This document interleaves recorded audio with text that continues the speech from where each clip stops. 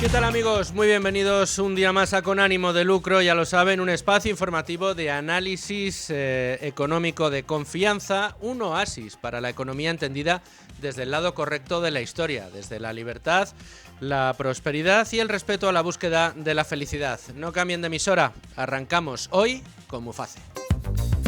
Bueno, y les adelantaba que hoy vamos a hablar de uno de los temas más candentes dentro de lo que tiene que ver con la actualidad económica, con la macroeconomía española, con un colectivo gigante en nuestro país como es el de los funcionarios y con un sistema, con un asunto tan sensible para todo el mundo como es el de la sanidad, el de la asistencia sanitaria, los servicios sanitarios. Hoy vamos a hablar precisamente de la bronca, de la pelea que existe actualmente entre el gobierno y las aseguradoras privadas que prestan su atención sanitaria a los funcionarios que así lo han decidido. Vamos a hablar del gran problema que tiene abierto Muface porque tienen que renegociar las condiciones para continuar prestando este servicio a los funcionarios públicos a partir del 1 de enero de 2025 y no se ponen de acuerdo. Básicamente lo que sucede es que desde las aseguradoras privadas le están diciendo al gobierno que con lo que aportan por cada uno de los funcionarios que tienen dentro de este sistema, con lo que aporta el Estado para cubrir la asistencia sanitaria de cada uno de estos funcionarios, no llegan a cubrir siquiera los gastos. Ya no es que obtengan un beneficio, un lucro, en honor al título de este programa. No es que ya puedan obtener lucro o puedan obtener un beneficio de esa aportación del Estado, sino que ni siquiera llegan a cubrir los gastos. Y es que si nos fijamos en lo que cuesta por habitante en España el servicio sanitario público y vemos lo que cuesta a las arcas del Estado la asistencia sanitaria de los funcionarios públicos en el sistema privado en Muface, nos damos cuenta de que en Muface al Estado le cuesta la mitad prácticamente de lo que cuesta mantener la asistencia sanitaria para cualquier hijo de vecino en España que no sea funcionario y que sea atendido por el sistema público en nuestro país. Pese a eso, las aseguradoras le dicen: oye, ya te costamos la mitad de lo que cuestas al resto del mundo para cubrir la asistencia sanitaria a los funcionarios, ahora yo te estoy pidiendo, por favor, que por lo menos no me hagas entrar en pérdidas. Le piden una subida muy sustancial de esa aportación y el gobierno se ha enrocado en una subida del 17%. Le están pidiendo casi un 40% de subida. Esto es lo que se ha pactado hasta la fecha. Bueno, se ha pactado, se está negociando y lo que se ha ofrecido, que se firmó ayer en el Consejo de Ministros por parte del Estado. Aquí tenemos muchas aristas, es un debate que trasciende en este caso a la mera discusión entre las aseguradoras privadas y el gobierno para poder dar cobertura a Muface. Aquí tenemos muchas piedras de toque. Tenemos la intención por parte del Ejecutivo, manifestada en numerosas ocasiones y desde distintas declaraciones por parte de miembros muy distintos del gobierno, de acabar con la sanidad privada. Entre otras, Mónica García, actual titular de la cartera de Sanidad, que es una firme defensora de que todo en España sea sanidad pública y que no podamos elegir ni siquiera aquellos que ya pagamos la pública, además pagar un sobrepago, hacer un sobreesfuerzo para pagar además un servicio privado, sino que tampoco puedan elegir aquellos que hoy en España tienen el privilegio de poder decidir si quieren ser atendidos por la sanidad pública o en su lugar prefieren ser atendidos por la sanidad privada, que son el cuerpo de funcionarios del Estado. Recordemos que esto no es como usted, que nos escucha y que no tiene la suerte en este caso de tener ese privilegio que tienen los funcionarios, que dicen: hombre, si yo le dejo tener la privada, yo pago mis impuestos y además pago un seguro privado para poder ser atendido por el sistema sanitario privado. Ya, pero como usted bien dice, usted está pagando con sus impuestos la sanidad pública y puede acceder a la sanidad pública. Los funcionarios pueden elegir que el dinero que usted dedica, porque sí, a la sanidad pública, en su caso, esté dedicado a la sanidad privada y no les haga falta tener que además contratar un servicio adicional como le pasa a usted. Los funcionarios tienen ese privilegio. ¿Qué parece querer hacer el gobierno? Y será una de las preguntas que tratemos de contestar hoy. Bueno, pues parece que lo que quiere es igualarnos a todos, pero por debajo, es decir, que nadie tenga ese privilegio, cuando quizá lo más ideal, yo creo que convendremos todos, es que todos pudiéramos elegir si preferimos pagar una cosa o pagar la otra. Igual que pueden elegir todos los funcionarios, que es una de las prerrogativas que tienen. Los problemas tienen mucho que ver con el gasto que supone al sistema y con la descarga que las aseguradoras privadas hacen al sistema público mediante su prestación de servicios sanitarios a los funcionarios. Estamos hablando de más de 2 millones de pacientes en España que no cargan al sistema público, que no están tensionando con sus demandas de asistencia sanitaria al sistema público en España, un sistema que ya sufre unas listas de espera muy grandes, que ya sufre unos déficits de atención muy grandes, sino que los saca de ese sistema y mediante una aportación menor por parte del Estado para cubrir esa asistencia sanitaria, están siendo atendidos y están descargando al sistema público de mayores tensiones. Si esto desaparece, esos 2 millones de pacientes entrarían de golpe al sistema público. ¿Esto puede pasar? Sí. ¿Cuándo? El próximo 1 de enero. Si no se llega a un acuerdo, si finalmente el gobierno no consigue la atención de las aseguradoras privadas para poder prestar este servicio, a partir del 1 de enero esos 2 millones de funcionarios pasarían directamente a la sanidad pública. Y además lo harían tensionando un sistema que actualmente, y luego lo veremos, no está preparado como debería para atender a los funcionarios que entrarían directamente en el sistema sanitario público. De todo esto les vamos a hablar, vamos a tratar de contestar a todas estas preguntas. ¿Qué pretende el gobierno? ¿Pretende acabar con Muface? ¿Por qué no amplía ese privilegio a todo el mundo? ¿Por qué no equipara el gasto para que las aseguradoras puedan cubrir al menos los gastos con estos pacientes? Otra pregunta que nos hacemos, si como acusa la izquierda a las aseguradoras privadas, aquí lo que quieren es lucrarse con cargo al presupuesto público, entenderíamos que sería un concurso público en el que habría tortas por parte de las aseguradoras privadas para poder hacerse con él. Pues sería una bicoca, un contrato absolutamente lucrativo, pero lo que vemos es que cada vez menos aseguradoras quieren prestar este servicio. Actualmente son 3. Y las 3 no están en nada de acuerdo con lo que ha pactado, o con lo que ha firmado, o con lo que ha ofrecido el gobierno. Si es un contrato tan jugoso, ¿por qué, insisto, no hay una pelea sana, competente entre las aseguradoras por hacerse con ese contrato, sino que cada vez hay menos y parece que está en riesgo el hecho de que se vayan a presentar al concurso que ha presentado el gobierno? Vamos a tratar de responder a todas estas preguntas en el día de hoy, pero antes, como siempre, como cada día, vamos a repasar la portada del Libre Mercado con ayuda de nuestra compañera Beatriz García. Tengo ya conmigo a la jefa de la sección, de nuestro periódico económico, Libre Mercado. Beatriz García, ¿cómo estás? Muy bien, Luis Fernando, encantada. Muy buenas tardes y muchas gracias por estar con nosotros un día más, hoy para hablarnos. Mira, estamos hablando de funcionarios, estamos hablando de los problemas con Muface, y tú nos traes absentismo. Sí, otro dato que hemos conocido esta semana lo ha publicado ADECO, su último informe sobre absentismo laboral, que hay que recordar que son las personas que faltan al trabajo por estar enfermas, pero también por otras causas no justificadas. Y ya, bueno, pues estamos superando el 1.200.000 personas que no van a trabajar en un trimestre. Es un cálculo que hace ADECO con las horas trabajadas y las horas pactadas. Entonces, este dato es muy llamativo porque sube con respecto a un año antes y lo conocemos en plena guerra de Yolanda Díaz, en plena guerra al trabajo. Lo hemos titulado así porque es en realidad lo que está haciendo. Recordemos que la ministra ya hacía bromas cuando fue la Feria del Libro, diciendo que es que ella quería trabajar por abolir el trabajo. Eso era su comedido y su meta. En su meta, en su frontispicio está aquello que decía Marx, ¿no? Yo lo que quiero por la mañana es levantarme, dar un paseo, luego irme a cazar, luego pescar después de la tarde, luego estudiar algo de literatura y luego ya acostarme, porque total, ¿trabajar para qué? Pues eso solo lo pueden hacer los muy ricos y de momento los que no somos tan ricos tenemos que trabajar y producir. Yolanda Díaz dice que va a tramitar de urgencia la reducción de la jornada laboral forzosa.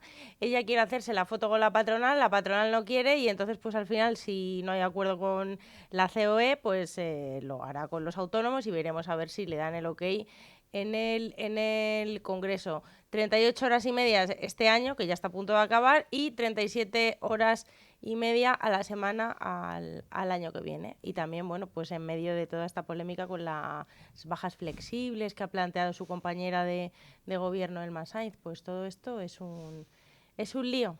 37 horas y media. Habrá alguno por ahí que dirá, hombre, si me van a hacer trabajar y todo. Claro, efectivamente, mira, los funcionarios, cuando hemos recabado el libre mercado de las horas efectivas, si es que al final solo trabaja el empleador. En realidad, si nos ponemos a quitar vacaciones cuando nos ponemos mal, los permisos, etcétera, no llegamos nadie a las 37 horas y media. Es curioso cómo en la media sí que llegas, pero porque claro, en la media total entran los autónomos, entran los empresarios, que eso sí que cubren muchísimas más horas de las que cubren los asalariados, pero si te vas a los asalariados, están muy lejos de cumplir las 37 horas y media. Efectivamente, y quitando las vacaciones, todo nuestro derecho a irnos de vacaciones, pues es que ya las cuentas ya no salen. Y es empezar la casa por el tejado, como siempre. Bueno, absentismo y además seguimos con ese colectivo de inquilinos y con ese gran problema de la inquiocupación, de los problemas del acceso a la vivienda y en este caso, bueno, de un colectivo que habla de delirio. Sí, bueno, ellos la verdad que nos han amenazado directamente por redes sociales al libre mercado por un artículo que les hicimos de todos los argumentos... ¿Al sindicato de inquilinos? Eso es. Todos los argumentos delirantes que consideramos que dan ellos para plantear medidas intervencionistas. Estos eran los de sacar todas las viviendas del mercado. Pues uno de esos argumentos, el más delirante, puede ser ese. Entonces ellos dicen que ahora sí que vamos a delirar, nos dicen por redes sociales, porque el domingo hay una manifestación y en esa manifestación van a plantear una huelga general de impagos de alquileres. Que dicen que, claro, que si todos los inquilinos se ponen de acuerdo y no pagan los alquileres, bueno, pues que también se solucionaría el problema de los precios del alquiler. Esto es para reírse o para llorar. Es como si ahora el propietario dice, bueno, pues me declaro en huelga y ahora vamos a ir todos a la casa de mis inquilinos a ver la tele y Netflix. Porque, bueno, como nos saltamos el contrato no lo voy a tener en cuenta y voy a presentarme ahí en el salón a ver qué hacen mis inquilinos, qué les parecería a ellos. Habría que preguntarles si tú has firmado en un contrato donde tienes que pagar una renta, la tienes que pagar y si no, coges las maletas y te largas de la casa. Eso es. El problema es que la ley finalmente les favorece a los insumisos. Sí. Y no a los propietarios. Bueno, más cositas. ¿Qué nos preparas para mañana? Bueno, pues mañana tenemos otro palo a España por las renovables. Oye, vamos a tener... Mira, tengo aquí cerca a Rubén Folguera, que es quien me ayuda todos los días a preparar el programa. Rubén, tenemos que ponernos de acuerdo con Bea García y con Diego Sánchez de la Cruz y hacer un monográfico sobre el problema de las renovables. Sí. ¿Estamos de acuerdo? Mira, lo estamos proponiendo aquí en directo. Firmamos y con es seguridad increíble. Jurídica. Vamos a hablar con Diego, a ver qué día se puede venir y lo hacemos entre todos. Vamos a intentar analizar de dónde viene el problema, cuáles son las consecuencias y dónde están saliendo esas evidentes consecuencias negativas para la economía española y para el patrimonio de los españoles, que ya, claro, está siendo embargado. Efectivamente, pues en eso quedamos. Mañana más novedades sobre esto, aquí nos los contarás. Beatriz, muchísimas gracias, como siempre. Muchas gracias.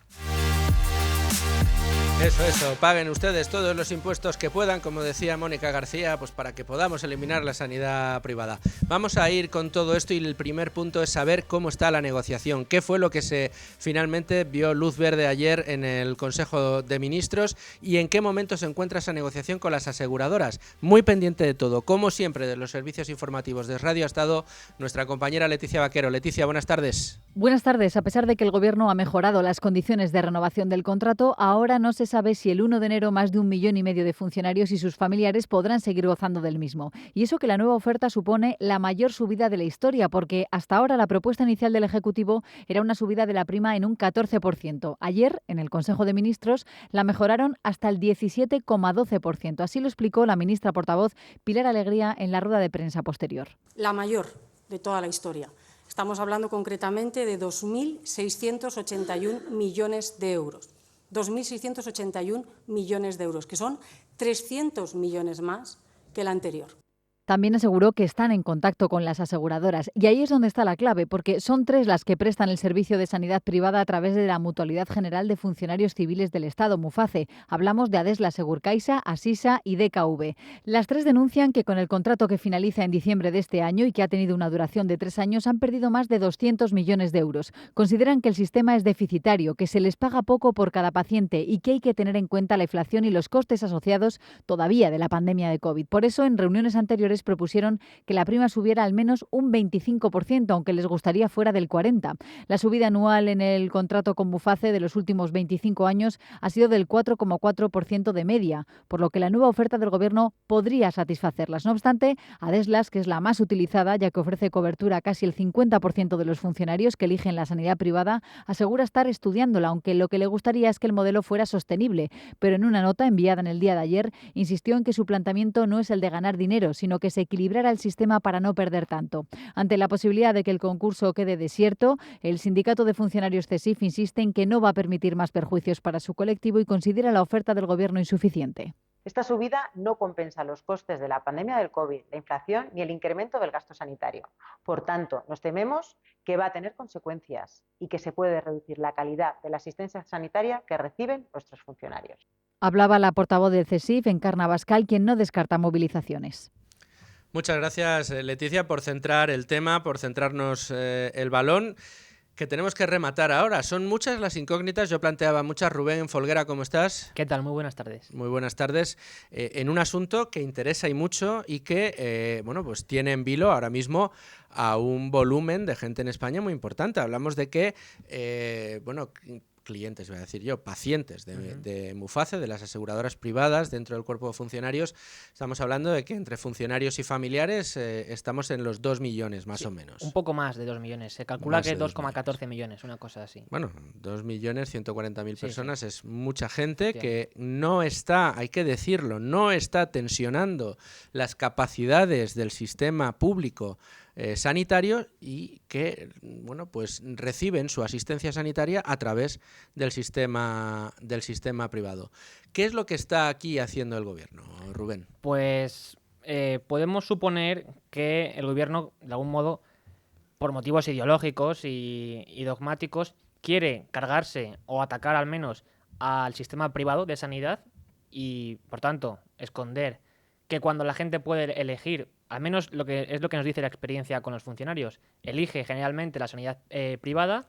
Bueno, ahí casi te diría, yo te matizaría. Sí. Si hacemos el ejercicio, y creo que alguno hay publicado, de preguntarle a todo el mundo, o a un universo amplio de personas, sean o no funcionarios, qué elegirían a la hora de elegir en España, si prefieren tener la asistencia pública o la asistencia privada, una gran mayoría elegirían la privada. De hecho, el cuerpo de funcionarios del Estado, en su mayoría, eligen la sanidad privada. Aunque es verdad que en estos últimos años ese porcentaje se ha reducido, curiosamente, a medida de que los servicios sanitarios que les prestaban desde la sanidad privada ha ido decayendo al mismo tiempo que lo ha hecho la asignación pública para cubrir esa asistencia por persona. Eso es. Pero de lo que no se dan cuenta es de que con esto pueden estar poniendo en riesgo el sistema público sanitario.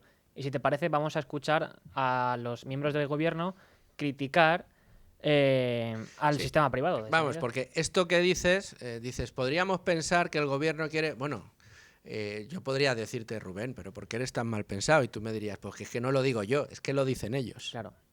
En esta comunidad, en la Comunidad de Madrid, se ha derivado 1.000 millones de euros públicos a la sanidad privada. Repito, solo en este año 1.000 millones de euros se han derivado a la sanidad privada. Pancarta de la sanidad pública, que es una pancarta de la que estoy orgullosísima, es muy digna. Prefiero estar detrás de esa que detrás de la pancarta de no hay médico o no hay cita. Lo que yo sí que he criticado desde muchas veces, y en concreto en la Comunidad de Madrid, son esas fórmulas híbridas que con el dinero público se paga unos determinados beneficios económicos de unas determinadas empresas, que la mayoría de las veces no están ni siquiera en España, y que al final hacen que sean más caros los procedimientos. Este debate va de por qué la sanidad privada en España tributa al 0 en el IVA. ¿Por qué la educación privada en España tributa al 0 en el IVA? Este debate va de servicios públicos. Bueno, aquí vemos que directamente el gran enemigo de Mónica García, Yolanda Díaz y ahora también del presidente del gobierno es la sanidad privada, los conciertos público-privados. Ahora les vamos a dar datos para que ustedes juzguen por sí mismos si estos conciertos público-privados, teniendo, que se critique determinados aspectos o que se critiquen determinados asuntos, incluso dentro del entorno liberal habrá quien diga que esas colaboraciones público-privadas pues no deberían ser así, sino que tendría que darse directamente el control al sistema privado, pero en cualquiera de los casos, dentro de esta persecución y dentro de los sonidos que hemos escuchado, existen numerosas mentiras, entre otras que el hecho de que existan los convenios público-privados para la prestación de asistencia sanitaria haga que esto sea más caro.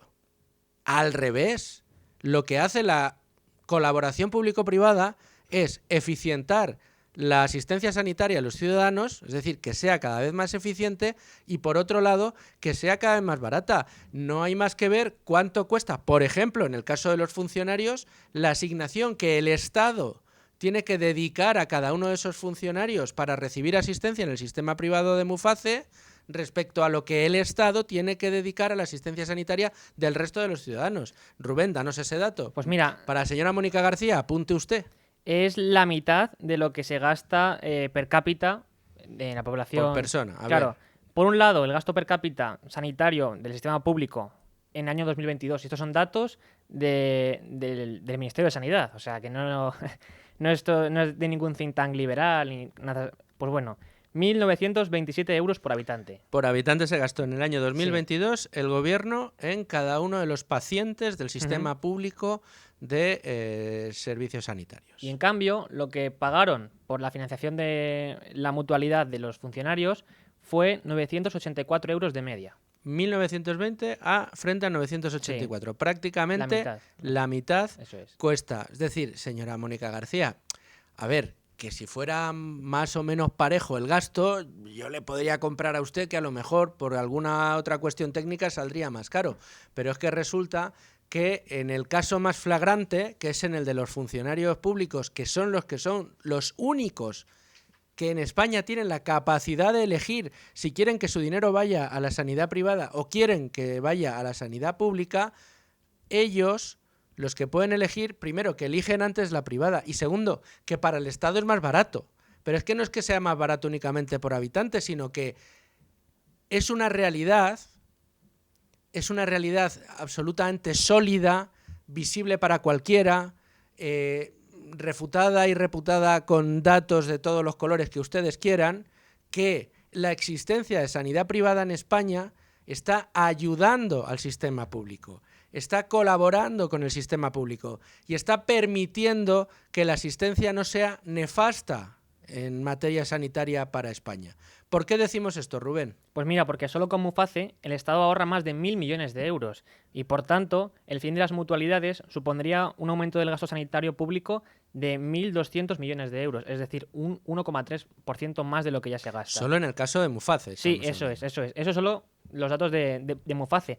Pero la cuestión aquí no es solo el impacto que tendría sobre el gasto público, sino también sobre las tensiones dentro del propio sistema sanitario. Porque antes decíamos que con todo esto el gobierno pone en peligro el sistema público de sanidad. ¿Por qué? Pues bueno, primero hay que tener en cuenta que 7 de cada 10 funcionarios eligen las mutualidades de las aseguradoras privadas frente a la opción de la seguridad social. Claro, ir a la seguridad social. Y solo con Muface van 1,5 millones de funcionarios, 1,5 millones. Y por tanto, el fin de las mutualidades en este sentido, pues digamos, si sumamos también los familiares de los funcionarios, llegaría al sistema público de sanidad un aluvión de más de 2 millones de personas, como decíamos antes. Y esto incrementaría en un 260% el número de pacientes en lista de espera para las consultas externas y un 115% los pacientes para las cirugías. Y además, el sistema público se vería en la obligación de incrementar en 4.000 camas las que ya hay disponibles. Y estos son datos que no te estás inventando tú, Rubén. Esto lo da la Fundación ISDI, que es una fundación que se dedica a hacer este tipo de estudios con datos oficiales y lo que dices, no son inventados, son oficiales. Vamos a ofrecer todavía más datos a nuestros oyentes respecto, en este caso, a la diferencia entre la sanidad pública y la privada. Más que la diferencia, no, ¿cómo se complementan? ¿Cuál es la realidad del mapa sanitario en España? ¿Cuál es la realidad del coste sanitario en España? ¿Y cuál es la realidad de la capacidad de asistencia sanitaria de nuestro sistema? Porque aquí, a ver, aquí no queremos llevar la razón ni los que somos liberales, ni los que son más socialdemócratas, ni los que creen más en la sanidad pública o los que creen más en la sanidad privada, ni los que consideran que la asistencia sanitaria debe ser algo con objeto de lucro o no debe serlo. Aquí lo importante es que en España podamos disfrutar cada día de una mejor asistencia sanitaria. Y la única capacidad que tenemos para tener una asistencia sanitaria cada vez mejor es, sin duda, el camino que apunta a la colaboración público-privada. Entre otras cosas porque una de las mejores asistencias sanitarias en España, y así lo dicen los rankings, es, por ejemplo, la de la Comunidad de Madrid, donde las listas de espera son más cortas y donde no descubro nada que nadie pueda sospechar que es falso, sobre todo porque vengo de provincias, y no solo de una, de dos, y de las más pobres de España. Cada vez que hay un problema gordo y serio en una asistencia sanitaria dentro del sistema público, incluso en esos momentos, a donde se le conduce a ese paciente suele ser a la Comunidad de Madrid, a tratarse en los hospitales de Madrid. Entonces, si lo que queremos y lo que buscamos es una asistencia sanitaria cada vez mejor, oye, ¿por qué no exploramos el camino correcto? Aquel en el que la asistencia sanitaria cada vez es mejor. No en vano, ¿por qué resulta que cuando le dan a uno a elegir, elige 7 a 10 la sanidad privada?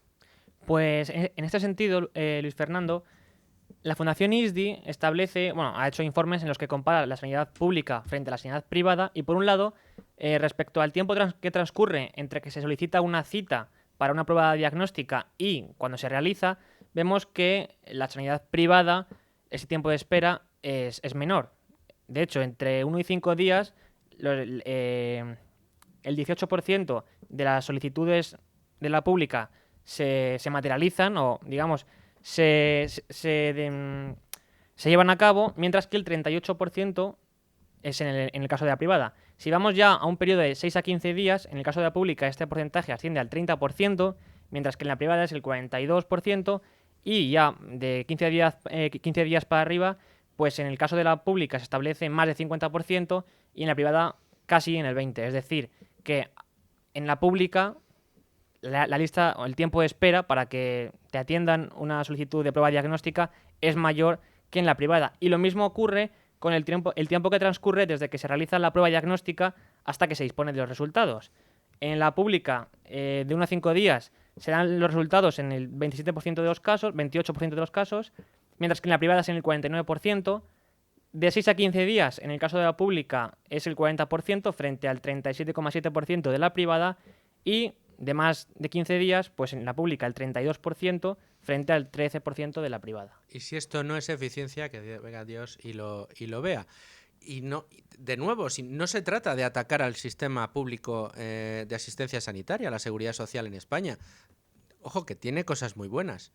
Y tiene cosas muy buenas, entre otras cosas, porque hay fortunas muy privadas y muy fortunas que han decidido ayudar al sistema público español, al sistema sanitario público español, como pueda ser Amancio Ortega, con materiales y con técnicas y con aparatos muy avanzados para el tratamiento del cáncer, ¿no, Rubén? Sí, porque lo curioso es que cuando lo hace Amancio Ortega le critican por hacerlo, como si estuviese aquí comprando voluntades o algo. Es lo paradójico. El presidente de Inditex comprando voluntades, sí. Pues será que no tiene clientes el señor Amancio Ortega como para querer comprar voluntades en España. Es algo altruista. En cualquier caso, no se trata, insisto, de hacer una crítica al sistema sanitario público en España, sino más bien a su gestión. Y sobre todo al interés último que deberíamos tener todos, que es tener cada vez una asistencia sanitaria mejor, más profesional. No tener que esperar años para recibir una visita o para poder tener una visita, una cita para mirarnos la rodilla, para mirarnos la cadera. Estas cosas que suceden en España, que tienes que pedir una cita y el día que ya por fin la tienes ya ni te duele el codo o ya lo has solucionado, porque si tienes la suerte de además pagarte un seguro privado ya lo has resuelto por el privado, y si no, cuando llegas lo que era un problema puntual puede haberse transformado en crónico. Estas ineficiencias hay que tratar de mejorarlas. ¿Se mejora con más inversión pública y convirtiendo todo el sistema sanitario únicamente en público, o se mejora metiendo en la ecuación a las aseguradoras privadas? Pues la experiencia nos dice que se mejora metiendo en la ecuación a las aseguradoras privadas, entre otras cosas porque los hospitales públicos en Madrid, que son de gestión privada, suelen tener índices de satisfacción mucho más altos que los que solamente son públicos. Y esto es un hecho. Esto no es que yo lo diga, es que es un hecho, está ahí. Rubén, ¿qué te parece si hablamos de este asunto con nuestro experto analista de cabecera en el día de hoy? Él es director del Instituto Juan de Mariana y director además del exitoso programa en Es Radio del fin de semana, de las mañanas del fin de semana, La Trinchera de Llamas. Manuel Llamas, ¿cómo estás, compañero? ¿Qué tal, Luis Fernando? ¿Cómo estás? Muy bien, un poco soliviantado, la verdad, por el debate que se ha levantado en torno a las negociaciones que tiene el Gobierno con las aseguradoras para la prestación de servicios de Muface, para que los funcionarios, esos que tienen el privilegio de elegir, puedan seguir teniendo su asistencia sanitaria tal y como la tienen o mejorada, porque es verdad que ha perdido bastante el servicio, según denuncian ellos mismos en los últimos años, a partir del 1 de enero. Casi se me ocurre preguntarte, en primer lugar, Manuel, ¿qué pasa si ese concurso queda desierto? ¿Qué pasa si finalmente no hay nadie que quiera cubrir ese concurso, porque ni siquiera se cubren costes de asistencia a los funcionarios? ¿Qué iba a pasar con esos más de 2 millones de funcionarios que actualmente reciben su asistencia sanitaria Muface? Bueno, lo que pasaría es que si el concurso queda desierto, automáticamente a partir del 1 de enero 1,7 millones de funcionarios pasarán automáticamente a la provisión pública sanitaria, es decir, al Sistema Nacional de Salud, y por lo tanto dejarán de tener la prestación a través de aseguradoras que tenían hasta ahora a través del sistema de Muface, con lo cual entrarían de plano, como muchos trabajadores, en el sistema público. ¿Cuál es el problema? El problema es que la calidad y la provisión de este servicio público es mucho peor que la provisión y la gestión privadas. Habéis puesto algunos datos encima de la mesa, pero en estos momentos la sanidad pública registra récord de pacientes a la espera de una operación. Estamos hablando de casi 850.000 pacientes que están esperando por una operación. El periodo de tiempo medio para entrar en quirófano ya ronda los 130 días. Estamos hablando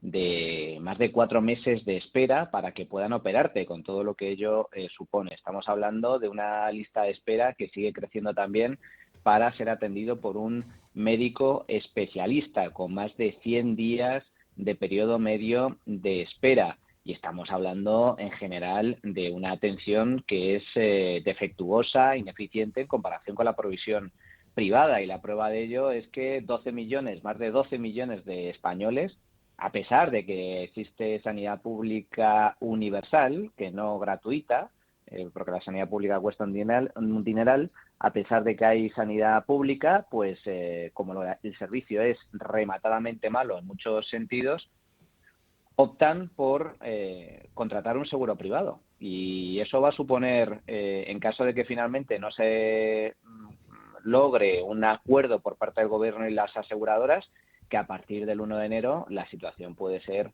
realmente preocupante, porque entrarían en el sistema cerca de 1,5 millones de funcionarios que ahora mismo familias no utilizan la sanidad pública, claro.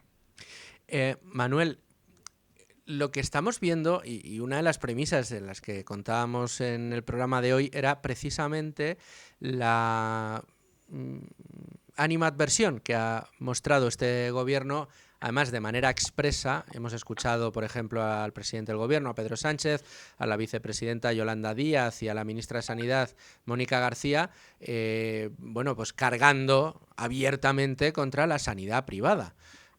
en ocasiones para criticar a la Comunidad de Madrid, en ocasiones simplemente por un convencimiento de que el hecho de que exista colaboración público-privada, dice Mónica García, hace que el sistema sanitario incurra en un mayor gasto, que sea más cara, y además con esa demagógica forma de pensar según la cual esto hace que además las empresas privadas mercadeen con la salud de todos y busquen el beneficio únicamente en una materia en la que no debería existir la búsqueda de beneficio, como es en la prestación de asistencia sanitaria a los ciudadanos, ¿no?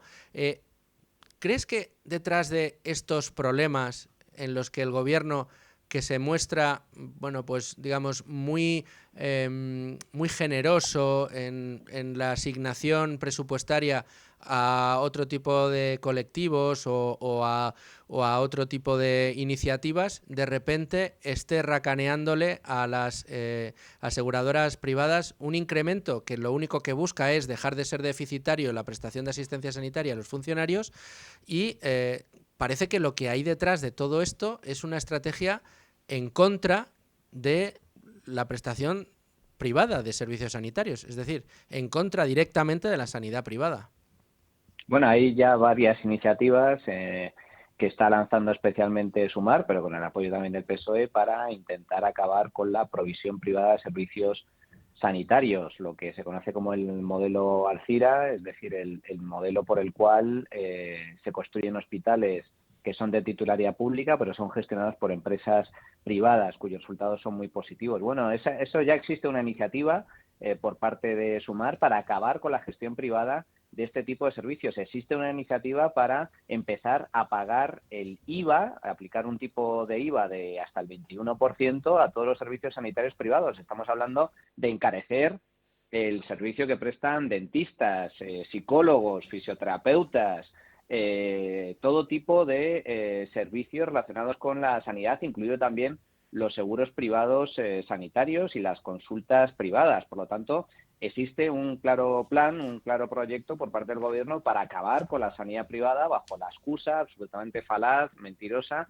de que el hecho de que la Administración Pública destine recursos a la gestión privada de este tipo de servicios, pues va en detrimento de la sanidad pública. No es cierto. La sanidad privada, cuando es financiada con recursos públicos a través de este tipo de conciertos o de este tipo de acuerdos con aseguradoras, los datos demuestran que supone no solo una mejor atención para los pacientes, sino un ahorro de dinero público muy sustancial para los contribuyentes. Los hospitales de titularidad pública que son gestionados por empresas ofrecen mejores resultados en cuanto a valoración de los pacientes y a un coste menor.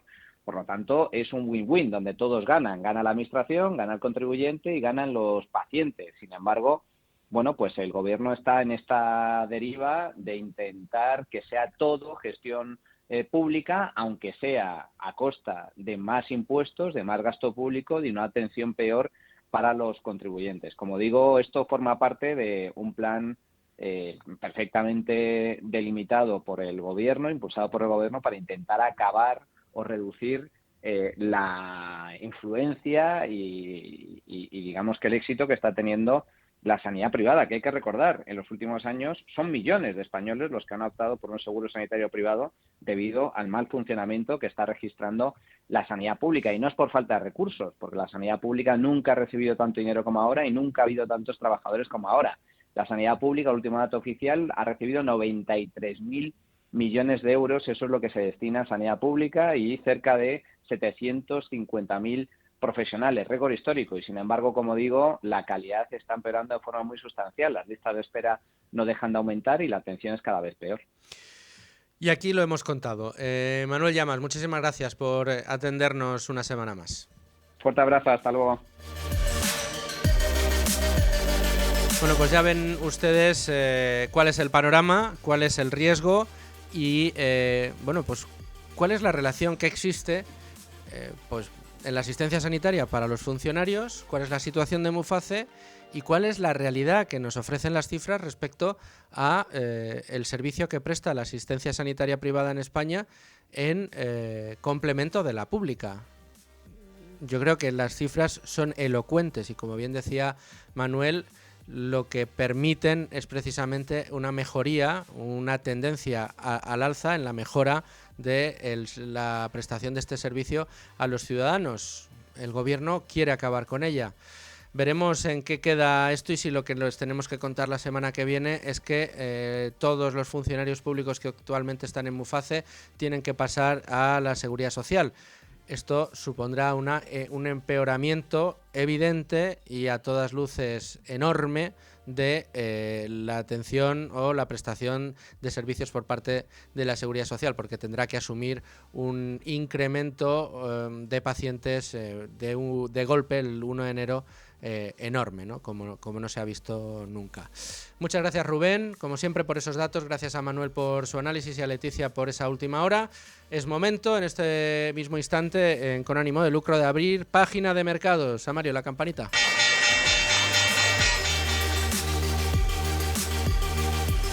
Bueno, y hoy tenemos que saludar a nuestro experto de cabecera, que no es otro que el asesor del Fondo Numantia, Emérito Quintana. ¿Cómo estás? ¿Qué tal? Buenos días. Oye, Emérito, te tengo que contar que en el IBEX 35, que ha estado por debajo de los 11.700 puntos, los recuperó, pero está cotizando a lo largo de todo el día en negativo. 11.716 puntos nos muestran las pantallas de Infobolsa, un indicador, el español, que llegó a sobrepasar los 12.000 puntos, pero bueno, pues que parece que se está dejando llevar, aunque en este momento cotiza plano prácticamente, o solo unas décimas en negativo, por ese foco que tiene el mercado puesto en las decisiones de la Reserva Federal y el dato que se espera de IPC en Estados Unidos. Pero mientras esperamos ver qué sucede en todo esto, resulta que seguimos a vueltas con los estímulos en China. Si la semana pasada estaban los mercados eufóricos porque China, el Banco Popular chino, había decidido poner en marcha estímulos, volvían a subir los mercados después de pensar que ayer se iban a anunciar nuevas subidas de estímulo, nueva puesta en marcha de estímulos en la economía china, cosa que no sucedió, y hoy el titular es: el gobierno chino anunciará el sábado nuevas medidas fiscales para impulsar el crecimiento económico. Sin embargo, ya esto en las bolsas parece que no está cotizando.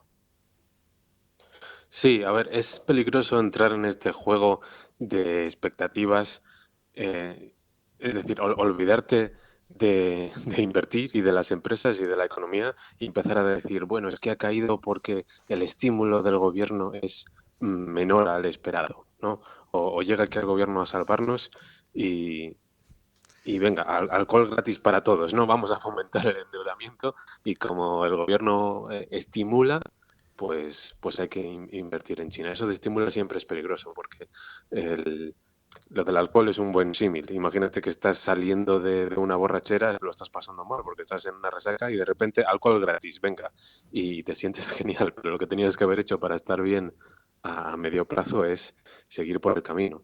La gente se olvida de los problemas que hay en China. ¿Sigues fiándote de los datos macroeconómicos del PIB y de la inflación de China? Porque no son fiables, no son transparentes, no hay auditorías, no hay estándares internacionales. ¿Te sigues fiando de los problemas jurídicos que hay con las empresas de las que eres accionista allí? Las restricciones que hay a los extranjeros, si lo van a dejar como está o lo van a cambiar, los conflictos que hay con China y entre China y Estados Unidos y Rusia, es decir, cosas importantes como la enorme la competencia salvaje que hay en China. Nos olvidamos de ello porque de repente viene el gobierno y dice, venga, borrachera de estímulos keynesianos para todo. Pues hombre, a corto plazo puede que sea fiesta, pero es que a largo plazo igual, como casi seguro, reducirá la riqueza en general y aumenta el riesgo de japonización. Entonces entrar en ese juego de a ver lo que estimula el gobierno, a ver si estimula más o menos de lo que el mercado espera, es peligroso. Desde luego que lo es. Aparte, bueno, pues estamos viendo cómo son muchos los inversores que están esperando el momentum para entrar o salir en función de lo que van diciendo estas noticias. Lamentablemente esto sucede. Digo lamentablemente porque hay mucho inversor retail que al seguir estas técnicas lo que está es condenado a perder definitivamente su dinero, pero evidentemente esto también favorece otro aspecto muy bueno en bolsa, que es la volatilidad, que es lo que finalmente hace que obtengamos oportunidades. Otro de los aspectos que yo quería tratar contigo, me dejo el que más me apetece para el final, que es el golpe en la mesa que le ha puesto, que le ha dado el gobierno norteamericano a Google, del que vamos a hablar luego por las leyes antimonopolio. Pero estoy viendo que una de las consecuencias de la situación macro que estamos atravesando en este momento es cómo se han impuesto en Hong Kong las ventas en el día de ayer, con la peor caída que sufría este indicador desde 2008, ¿no? Y el cómo se ha impuesto ese sell-off con una caída de casi el 10%. Sí, por lo que hablamos, porque se está jugando a ver si el estímulo va a ser más o menos intenso. Y no solo es la bolsa lo que el gobierno quiere que suban los precios, sino también y especialmente el precio de los inmuebles en China. Este es otro dato importantísimo, sí.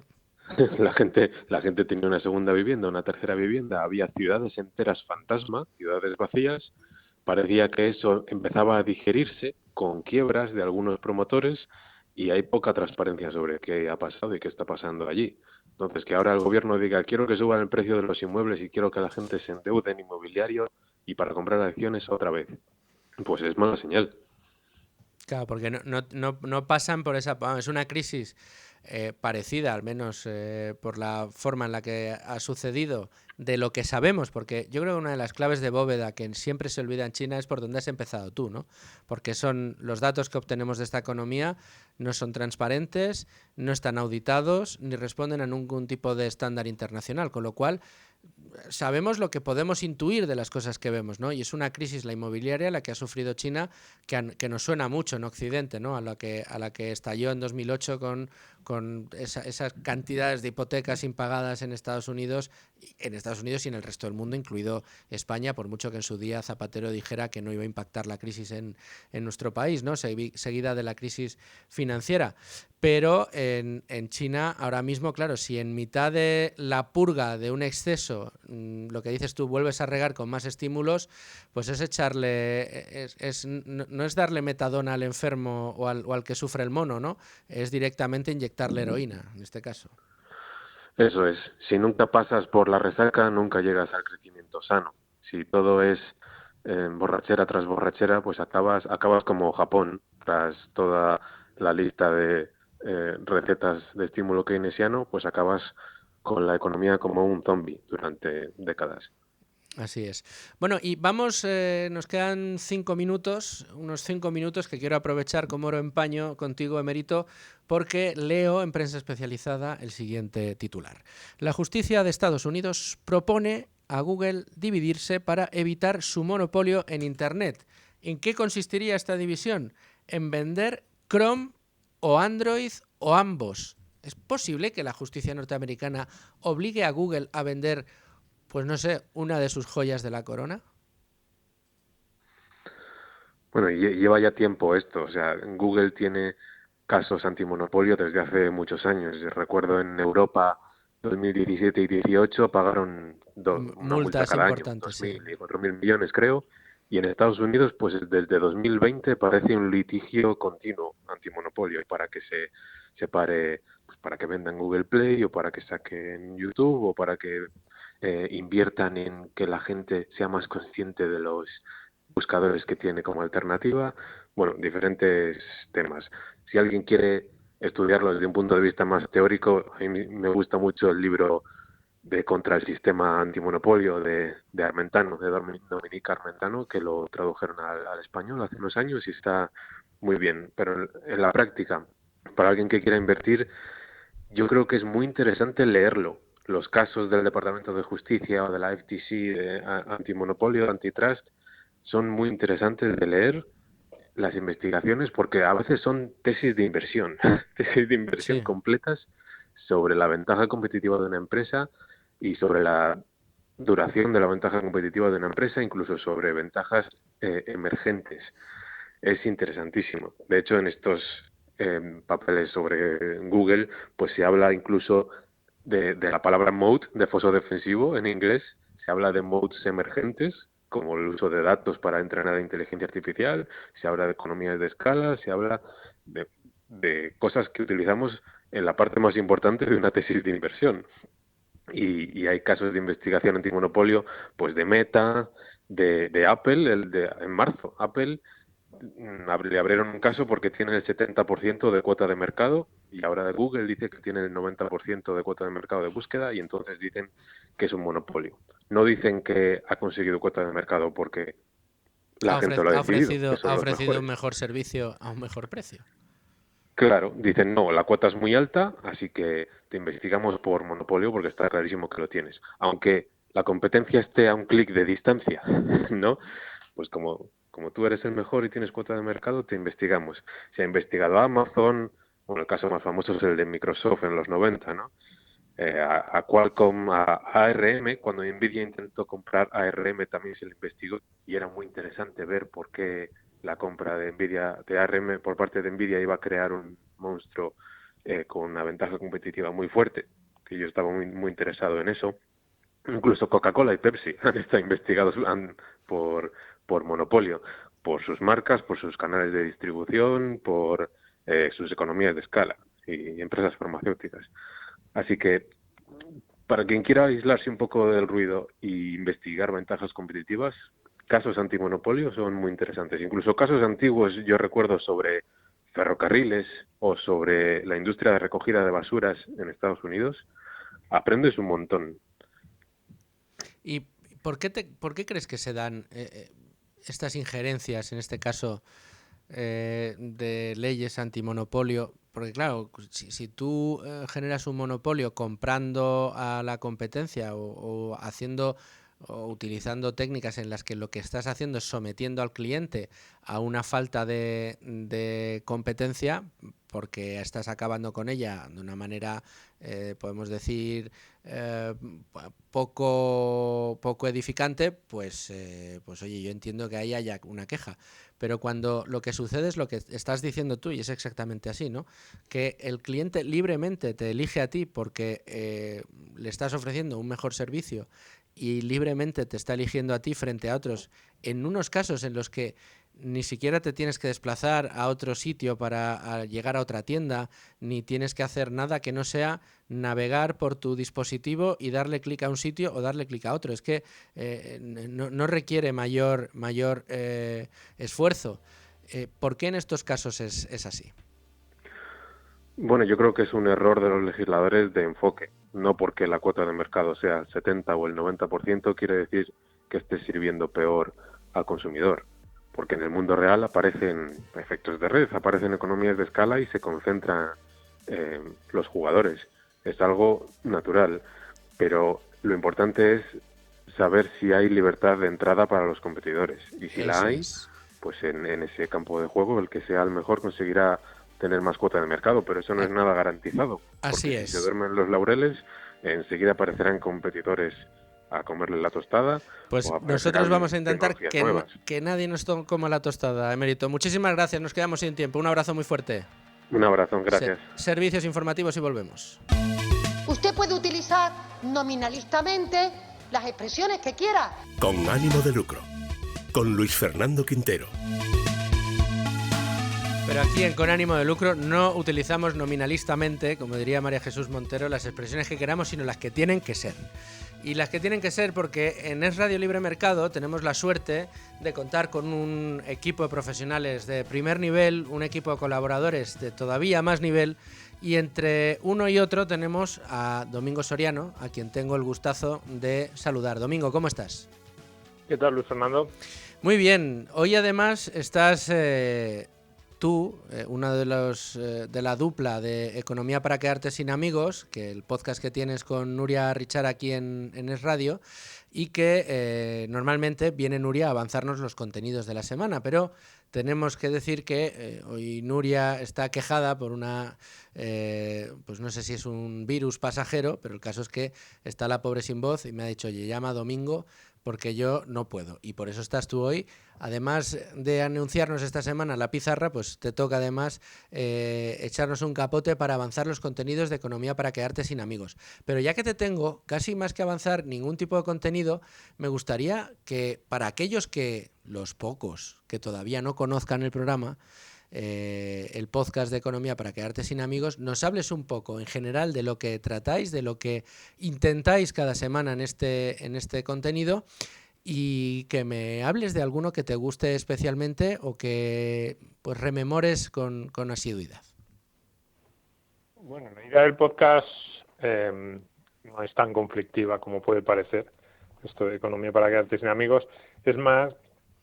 La idea es más acercarnos a esos temas que suelen salir habitualmente, pues cuando nos reunimos a cenar con familiares, con nuestros amigos, cuestiones de debate, de esas que están en la calle, relacionadas con la economía y en las que en muchas ocasiones sentimos que nos faltan argumentos, cifras, o decimos, yo esto que he oído en el periódico creo que no tiene mucho sentido, o a mí no me suena bien, pero...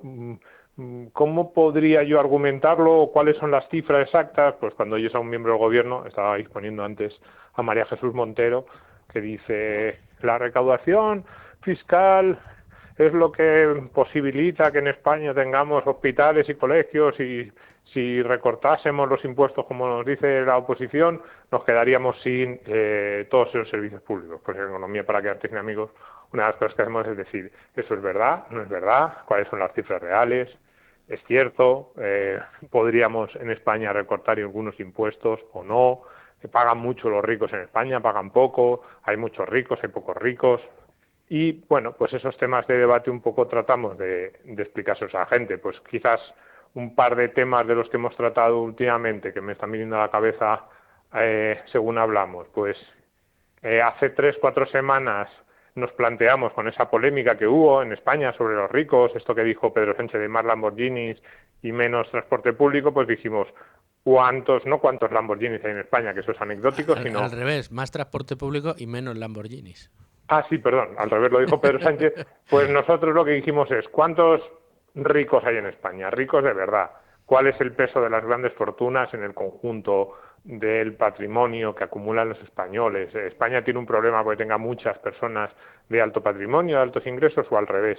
Y bueno, pues hicimos un programa dando las cifras reales y yo creo que un poco en este caso sí desmontando un poco la demagogia del gobierno, porque si hay algo que no tiene España son muchas grandes fortunas. Una de las grandes diferencias cuando uno se pone a mirar estadísticamente España frente a sus vecinos no es precisamente que nosotros tengamos muchos ricos, muchas multinacionales, muchas personas de altos ingresos, sino al revés. Tenemos, en comparación con los países con los que normalmente nos miramos, pues tenemos mucho menos de todo eso. Mucho menos ricos, muchos menos personas de altos ingresos y altos sueldos, y muchos menos grandes patrimonios y también grandes multinacionales. Con lo cual no parece que el problema de la economía española sea que hay demasiados Lamborghinis por nuestras calles. Pues este tipo de argumentos es el que nosotros tratamos de explicar, de ofrecer a nuestros oyentes, pues también un poco, ahí sí, un poco para que cuando ellos al fin de semana siguiente se reúnan con sus amigos en una cena y uno de sus amigos diga esto de claro, es que esto de los que hay de los Lamborghinis tiene mucha razón Pedro Sánchez, pues le pueden decir, un momento, mira, te voy a decir yo cuáles son de verdad las cifras y cuál es la realidad en España de las grandes fortunas. Pero entonces lo que queréis es romper familias, Domingos. No, hombre, no, porque lo hacemos yo creo que con un tono bastante distendido. Incluso yo creo que no solo el tono del programa, sino también el tipo de argumentos que planteamos es para que le puedas decir, pues, no sé si al cuñado, que ahora no se puede estar de moda meterse con los cuñados, pues decirle a tu cuñado, a tu primo, a tu hermano o a tu amigo, mira, esto es un argumento facilón que lleva muchos años en los medios, pero de verdad no se pueden defender en España más o menos impuestos o otro tipo de políticas sin llegar a ese tipo de argumentaciones. Pero romper familias no, pero también yo creo que hay mucha gente, sobre todo porque, digo, hay mucha gente que está cansada de escuchar todo el rato los mismos mensajes. Y yo creo que eso es un poco... El programa surgió, un poco esto de para quedarte sin amigos, es porque son esos argumentos que te llevan años y años diciéndote en los medios de comunicación, pero también muchos de tus amigos, también algunos familiares. Estás un poco harto, dices, esto no puede ser verdad, ¿por qué ¿Por qué constantemente esos lemas, como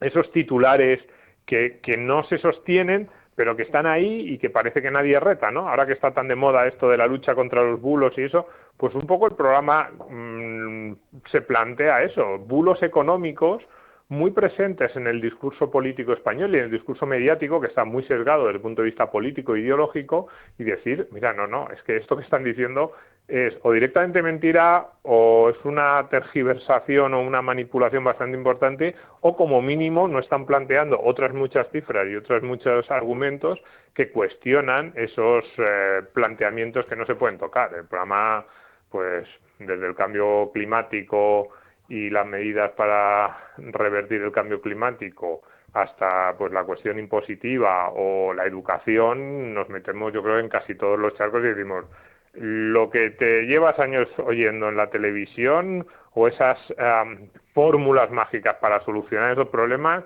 parece que no funcionan del todo, y esta es la explicación que nosotros le damos. ¿Y alguna entrevista de las muchas que habéis hecho que te haya gustado recientemente? Sí, la verdad es que las entrevistas, fíjate, funcionan muy bien en el programa, las entrevistas de personajes que fueron muy conocidos y que por alguna razón ahora están como un poquito apartados. Recuerdo el año pasado, por ejemplo, le hicimos una a Rodrigo Rato que fue fantástica, fue de los programas más escuchados del año pasado, y este año el programa más escuchado hasta ahora es una entrevista que hicimos justo antes del verano a Esperanza Aguirre, que, dijimos un día, creo que Nuria había coincidido con ella en algún evento, y, oye, pues he visto a Esperanza Aguirre, y dijimos, ¿y cómo puede ser que Esperanza Aguirre no esté más presente en el debate público español, no sea una voz un poquito más, pues eso, más incluso dentro de su partido, no sé, una referencia? Al final fue una política extraordinariamente exitosa, en lo bueno y en lo malo. Quiero decir que incluso sus críticos tienen que asumir o tienen que aceptar que fue una política que fue cosechando victorias en la Comunidad de Madrid y que estableció, más allá de lo que pudo o no hacer en el cargo, estableció un lenguaje diferente y unas prioridades y un cambio en las políticas de las que se podía hablar y de las que no. Yo creo que casi lo mejor de Esperanza Aguirre es el discurso.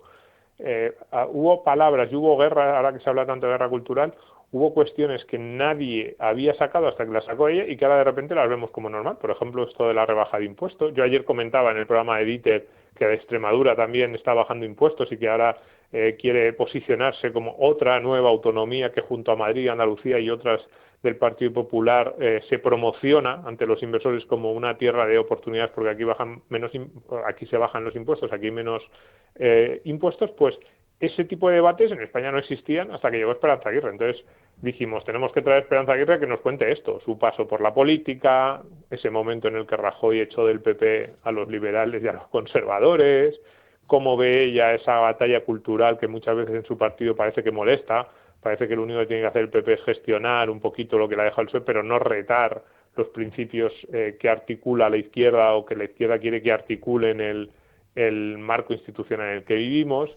Y fue muy interesante, la verdad es que sí. Ella, yo creo que estuvo muy a gusto, nosotros nos lo pasamos muy bien, y siempre con ese tono, pues yo creo que bastante distendido, pues nos dio unas cuantas pistas y titulares muy jugosos. Bueno, con el que titulamos el podcast, que lo podrán encontrar cualquiera, hace 6, 7, como fue justo antes del verano y en agosto no tuvimos programas, hace 6, 7 programas, debe ser el 6º, 7º por la cola, si alguien lo va a buscar en estas plataformas, en Spotify, en iVoox, en donde sea lo encontrará, y el titular era: muchos en el PP no quieren problemas, les pasa como a Mariano.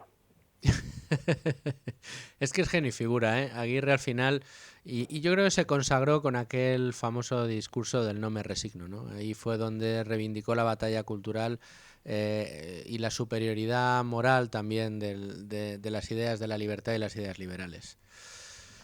Pero bueno. Sí, pues todo eso lo defendió, y yo creo que es fíjate, estos dos programas de los que hemos hablado, si a alguien le interesa y dice, pues me interesa, esto es la economía un poco con un enfoque diferente, pues tanto este que decía yo de cuántos ricos hay en España como el de Esperanza Aguirre en formato entrevista, pues se mezclan los dos formatos en el programa, entrevistas o programas, digamos, monográficos sobre un tema. Yo creo que pueden ser dos muy buenos ejemplos del tipo de podcast y de acercamiento a la economía que nos gusta tener. Pues yo te lo agradezco mucho, Domingo, que nos hayas hecho este acercamiento y hayas echado ese capote a Nuria Richard en el día de hoy. Vamos a estar muy pendientes de todo lo que publicáis en Economía para quedarte sin amigos, y ahí quedan esas 2 recomendaciones de programas pasados para todos aquellos que lo quieran revisar. Muchísimas gracias, Domingo. Gracias a ti. Continuamos Con Ánimo de Lucro y lo hacemos ya encarando la recta final del programa de hoy de la mejor manera posible, y es no dándoles consejos, sino anticonsejos, es decir, no diciéndoles cosas que deberían hacer, sino sugiriéndoles cosas que deberían evitar. Y lo hacemos siempre con el Country Manager de Trade Republic en España, que no es otro que Antón Díez Tubet, un amigo de este programa. Antón, ¿cómo estás?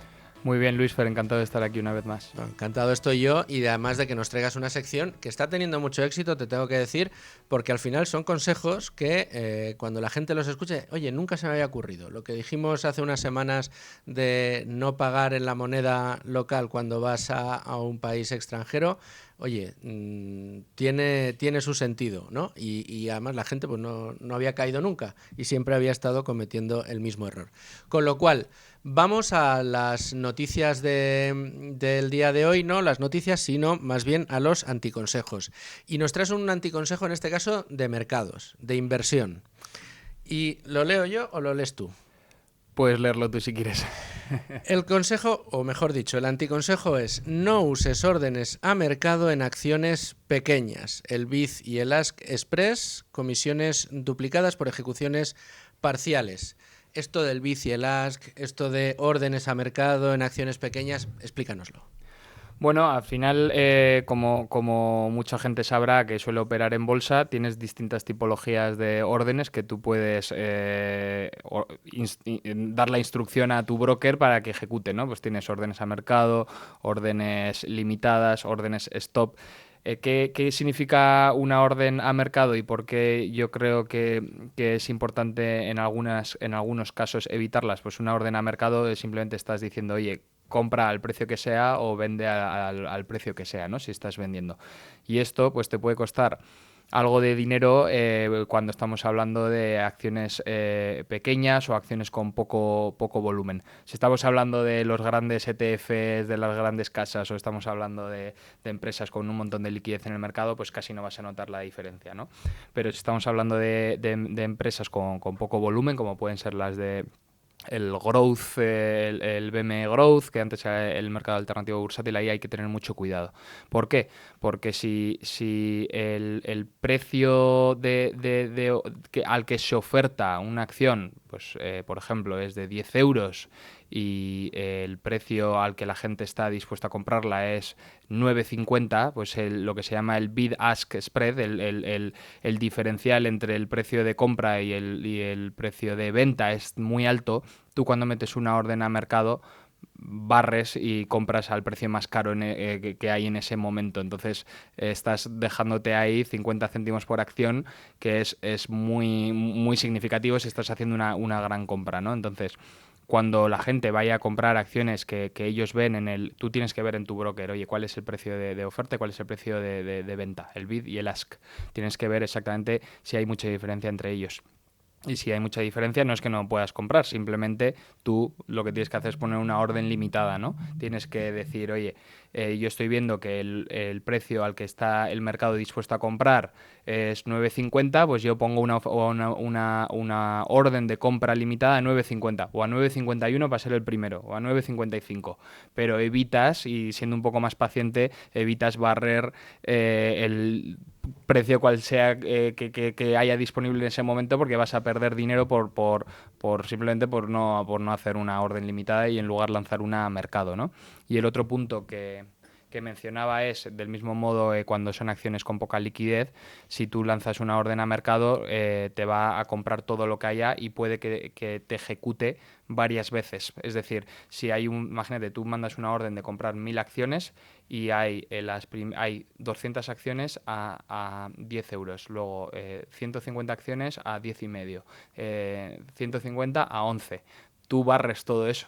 barres todas las órdenes de venta abiertas, ¿no? Entonces, eso en algunos brokers te puede generar varias, o sea, no te puede generar, te genera varias ejecuciones y lo que te puede generar es varias comisiones. Hay brokers que solo te cobran una vez, hay brokers que puedes te incurrir cobran por varias, cada uno de los paquetes para cada una de las ejecuciones. Entonces, también, dependiendo del broker que utilices, es muy interesante ver el volumen de cada precio. El volumen de cada precio. Este es un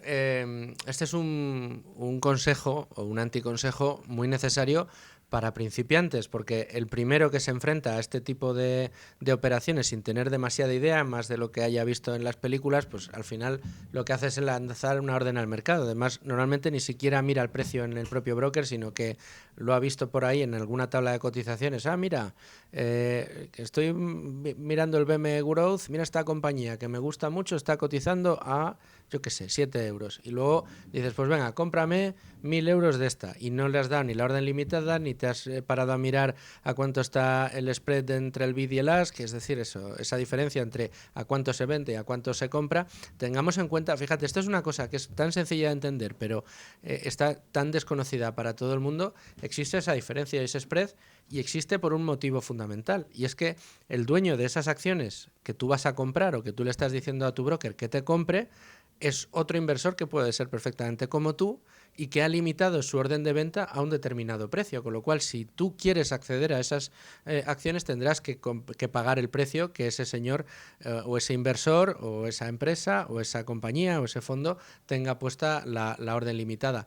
Con esto quiero decir que en el mercado, Antón, son operadores que compran y operadores que venden, y para que tú puedas comprar otros tienen que vender, y al final es donde se equilibra el precio de oferta y demanda, y es lo que hace que a final del día o a lo largo de un día una acción suba o baje de precios, ¿no? Depende Correcto. de la demanda que haya, pues tú encareces tu oferta de venta de tu acción o la abaratas si lo que quieres es deshacerte de ella. Efectivamente, y el precio que vemos de cotización de las acciones es el precio al que se han ejecutado las órdenes, pero eso no quiere decir que ese es el precio al que tú vayas a comprar, porque Esto es importantísimo. habrá gente que está dispuesta a vendértela pero un poco más cara, entonces ahí tienes que tener cuidado, insisto, en acciones con poca liquidez o muy pequeñas. Si estamos hablando de los grandes ETFs, de las 500 empresas del SP500 o lo que sea, ahí la diferencia es mínima.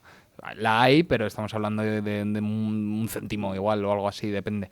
Entonces, tener siempre cuidado y que no nos olvidemos que la bolsa no deja de ser un centro de intercambio donde un grupo de inversores se van a decir por cuánto quieren comprar y por cuánto quieren vender y llegar a esos acuerdos automáticos, ¿no? En el momento que se cruzan. Si tú vas ahí con un cheque en blanco y dices, yo compro esta acción por lo que sea, pues barres el mercado y te llevas todo lo que haya al precio en el que la gente haya puesto sus órdenes, ¿no? No, es que sobrepagas en la mitad. Puedes sobrepagar y es una pena porque al final si pones una orden limitada te puedes ahorrar pues un dinero que bueno, que mejor en tu bolsillo que en el de tu compañero que te acaba de vender las acciones, ¿no? El que vea la orden a mercado estará encantado, ¿no? Sí. O sobre todo también los brokers, por esto que decías que en algunas ocasiones se duplican o triplican las comisiones. Y que es un mundo bastante complejo si ya te vas al ámbito institucional donde se envían bloques, hay un dark pool de órdenes. Esto es cuando la gente lanza órdenes ocultas para que la gente no vea, oye, hay un inversor institucional que está comprando 1.000 millones de euros de esta acción, pues eso lo haces en plan o fuera de mercado, en bloques a través de las mesas de venta institucionales o con dark pools, que donde no se ve las ofertas que hay, el volumen y tal, ¿sabes? Para evitar un poco que haya otros actores del mercado que te hagan el front running famoso, ¿no? De posicionarse delante de ti. Consejo añadido, ¿no? Pues vemos las dificultades que hay y cómo los inversores noveles este tipo de operaciones pues les pueden quedar, sobre todo al principio, bastante grandes. Yo no digo que oye, pues no sé, amigos del programa de Tu Dinero Nunca Duerme, que llevan años escuchando el programa, que escuchan tesis de inversión y que les gusta analizar empresas y que de repente ven una empresa que quieren, bueno, pues que si la van a comprar porque van a hacer una cartera propia, bueno, pues evidentemente ya van a tener los conocimientos suficientes como para que cuando vayan a ejecutar la compra no hagan el primo, por así decirlo. Pero en cualquiera de los casos, al final, para el gran inversor retail, que lo que busca es una rentabilidad a largo plazo, lo que busca es una tranquilidad y lo que busca es tratar de pagar las menores comisiones posibles, pues casi hay que decirle: oye, el anticonsejo de este anticonsejo es no te metas en líos. Exacto. Y trata de hacerlo sencillo. ETFs, como decías antes, bueno, pues que ya estás comprando unos índices que te van a dar una rentabilidad a largo plazo con una diversificación correcta y que además te van a costar 4 duros y que no tienes que estar viendo el spread del bid y el ask y estas cosas. Claro, efectivamente. O sea, si no hay mucho conocimiento y simplemente quieres exposición al mercado, mejor hacerlo de manera diversificada con los grandes índices. Y para todos aquellos que igual esto les haya sonado un poco complejo, les doy un caso práctico, y es cuando hay una gran noticia de una empresa normalmente mala y de repente no cotiza por la mañana y tarda como un par de horas o 3 horas en cotizar, es porque hay tanta diferencia entre el bid y el ask que no se cruzan órdenes. Entonces esa empresa no puede arrancar la cotización, y eso ha pasado muchas veces. Dices, oye, la bolsa abre y han pasado 2 horas y todavía no se cruza ningún precio de esta orden, es porque están las posiciones tan alejadas de, oye, es que ha salido esta noticia de mierda y los que venden están empeñados en pedir más, y los que compran dicen, yo por eso no te la compro, y no se cruzan las órdenes. Fíjate, sí. Muy curioso el mundo de la bolsa. Antón, te veo la semana que viene con asuntos de nuevo de interés y con más anticonsejos. Muchas gracias, Luis Fer. Y a todos ustedes, señores oyentes, gracias por estar ahí un día más. Aquí estamos mañana con asuntos de su interés. No se lo pierdan. Hasta mañana. En Es Radio Libre Mercado, con ánimo de lucro.